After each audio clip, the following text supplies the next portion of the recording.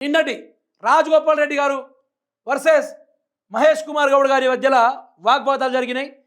ఏ కడుపు కోతను చూసి తట్టుకోలేక నా కాంగ్రెస్ పార్టీ జెండా ఎగరేసిన ప్రతి ఒక్క కార్యకర్తకు అన్యాయం జరుగుతూ ఉంది, బయట నుంచి వచ్చినోడు మా దాంట్లో పెత్తనం చెలాయిస్తున్నాడు అని చెప్పేసి డైరెక్ట్గా రేవంత్ రెడ్డిని ప్రస్తావించి తిడతా ఉంటే ఈరోజు జరిగింది ఏంటో మీరే చూడండి.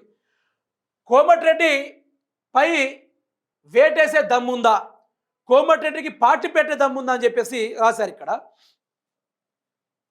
క్రమశిక్షణ చర్యలు తీసుకునే దమ్ము పిసిసికి ఉందా, ఏఐసిసిని ఒప్పించి సోకాజ్ నోటీసులు ఇవ్వగలరా, రాజగోపాల్ రెడ్డిని టచ్ చేస్తే పరిస్థితులు ఎలా ఉంటాయి, వేటేస్తేనే దక్షిణ తెలంగాణలో పార్టీపై పడే ప్రభావం ఏంటి, కాంగ్రెస్ అధిష్టానానికి సవాలుగా మారిన కోమటిరెడ్డి రాజగోపాల్ రెడ్డి, తెలంగాణ కాంగ్రెస్ రాజకీయాల్లో మునుగోడు ఎమ్మెల్యే కోమటిరెడ్డి రాజగోపాల్ రెడ్డి చేసిన వ్యాఖ్యలు అధికార పార్టీలో తీవ్ర ప్రకంపనలు సృష్టిస్తున్నాయి. సొంత ప్రభుత్వంపైనే వలస నేతల పెత్తనం, సీమాంధ్ర కాంట్రాక్టర్ల పరిపాలన అంటూ రాజగోపాల్ రెడ్డి విరుచుకుపడటం, ఒకవైపు పార్టీ గీత దాటితే ఎవరినైనా వేటు తప్పదంటూ పిసిసి చీఫ్ మహేష్ కుమార్ గౌడ్ హెచ్చరికలు జారీ చేయడం, మరోవైపు రాజకీయ వాతావరణాన్ని ఒక్కసారిగా వేడెక్కించాయి.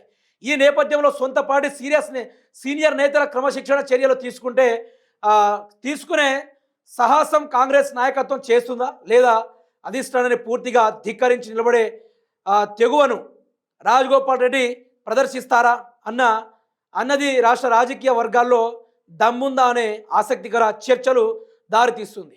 గీత దాటితే వేటు తప్పదు, ఎంతటి వారినైనా పార్టీ క్రమశిక్షణను ఉల్లంఘిస్తే సహించేది లేదు, ఒకేసారి అందరి కోరికలు తీర్చడం ఎవరికి సాధ్యం కాదు. రాజగోపాల్ రెడ్డి వ్యవహారంపై హైకమాండ్తో చర్చిస్తాం, పిసిసి చీఫ్ మహేష్ కుమార్ గౌడ్ గారు చెప్పిండు.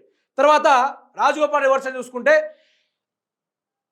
రాజగోపాల్ రెడ్డికి అధిష్టానాన్ని ఎదిరించే దమ్ముందా, వైఎస్ జగన్లా కొత్త పార్టీ పెట్టే సత్తా చాటగలడా,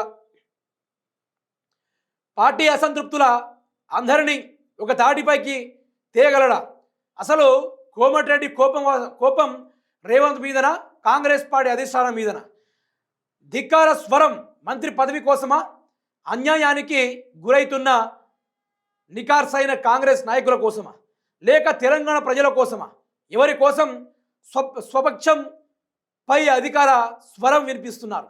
ఆసక్తికరంగా మారిన రాజగోపాల్ రెడ్డి వ్యవహారం, నేనేం తప్పు మాట్లాడలే, నేనన్న వ్యాఖ్యలకు కట్టుబడి ఉన్నా, పార్టీలో వలస నేతలు పదవుల సీమాంధ్ర చేతుల్లో ప్రభుత్వం నడవద్దు, నిజాయితీ పరులను అణిచివేస్తే అవినీతిపై యుద్ధం తప్పదు, నియంతృత్వానికి వ్యతిరేకంగా పోరాడుతూ రాహుల్ గాంధీ నాయకత్వంలోనే పనిచేస్తా, కాంగ్రెస్ ఎమ్మెల్యే కోమటిరెడ్డి రాజగోపాల్ రెడ్డి గారు మాట్లాడడం జరిగింది. రేవంత్ రెడ్డి గారిని ఉద్దేశించి మాట్లాడారు. కాంగ్రెస్ పార్టీలో ఈరోజు ఎవరికి కూడా మంత్రి పదవులు రావట్లేదు, ఆంధ్ర పెత్తందారులో కాంట్రాక్టులు వస్తున్నాయి, ఆంధ్ర వాళ్ళకి పదవులు దొక్కుతున్నాయి, కానీ తెలంగాణ కోసం పనిచేసిన కాంగ్రెస్ కార్యకర్తలకు న్యాయం జరగట్లేదని చెప్పేసి ఈరోజు రాజగోపాల్ రెడ్డి గారు తన ధిక్కర స్వరాన్ని వినిపించాడు. దీన్ని కాంగ్రెస్ పార్టీ వాళ్ళు ఏం చేస్తూ ఉన్నారు, ఈరోజు నీకు మంత్రి పదవి ఇవ్వకుంటే ఇంతగా దిగజారుతావు అని చెప్పేసి కాంగ్రెస్ పార్టీ వాళ్ళు మాట్లాడుతున్నారు. ఒక పాయింట్ పరంగా చూసుకుంటే సరే, అతను మంత్రి పదవి కోసం కొట్లాడుతున్నాడు కావచ్చు ఒక పాయింట్ పరంగా చూసుకుంటే, కానీ ఈరోజు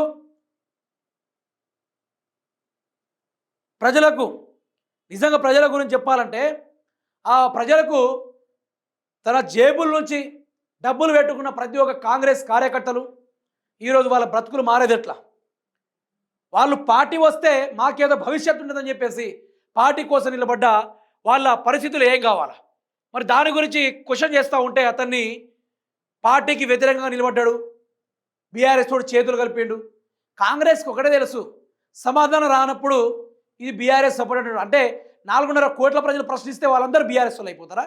సిగ్గుండి మాట్లాడుతుందా ప్రభుత్వం, సోయిండి మాట్లాడుతుందా? ఇట్లాంటి వ్యాఖ్యలపైన తెలంగాణ రాష్ట్ర చాలా